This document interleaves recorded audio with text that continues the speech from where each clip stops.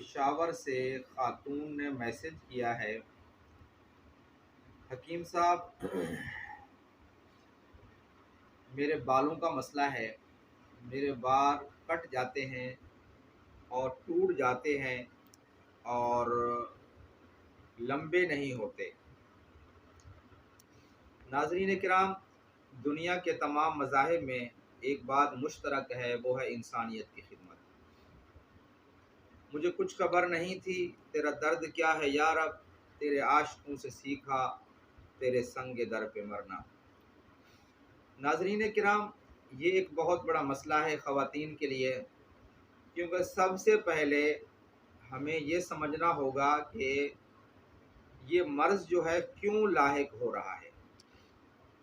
تو ناظرین کرام، آج کا جو نسخہ ہے وہ ان خواتین کے لیے ہے جن کے زبان کے کنارے تھوڑے تھوڑے لال ہوتے ہیں، ریڈ ہوتے ہیں، اور فاسٹ فوڈ زیادہ استعمال کرتی ہیں، یعنی تلی ہوئی چیزیں وہ زیادہ کھاتی ہیں۔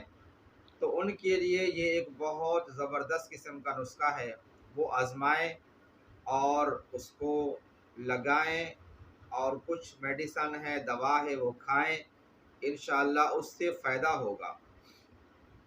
تو جو ہماری اس بہن نے مسئلہ بتایا ہے، اگر اس طرح کا مسئلہ کسی کو بھی ہے تو وہ یہ نسخہ استعمال کریں۔ نسخہ نوٹ فرما لیں۔ سونڈ 50 گرام، نوشادر 20 گرام، کالی مرچ 10 گرام، سنا مکی گول پتوں والی یہ 80 گرام لینی ہے۔ اس کا پاؤڈر بنائیں، اس کا سفوف بنائیں، اور آدھی چمچی صبح، آدھی چمچی شام کو کھائیں۔ اس سے یہ ہوگا جو عضلاتی تحریک ہے، جس کی وجہ سے بال کٹ کر ٹوٹ جاتے ہیں، بڑے نہیں ہوتے، اس کے لیے یہ زبردست قسم کا نسخہ ہے کھانے کے لیے۔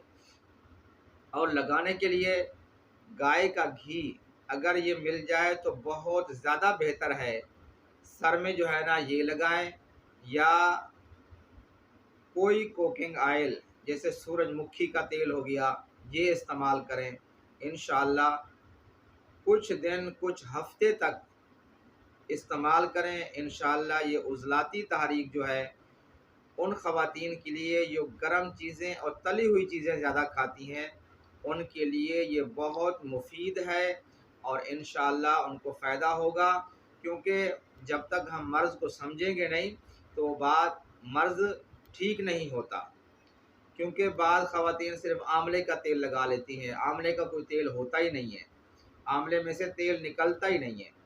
تو یہ ویڈیو جو ہے نا ان لوگوں کے لیے بھی آگے شیئر کریں، ان خواتین کے لیے جن کے ساتھ یہ مسئلہ ہے، بال کٹ کر جن کے ٹوٹ جاتے ہیں۔ السلام علیکم۔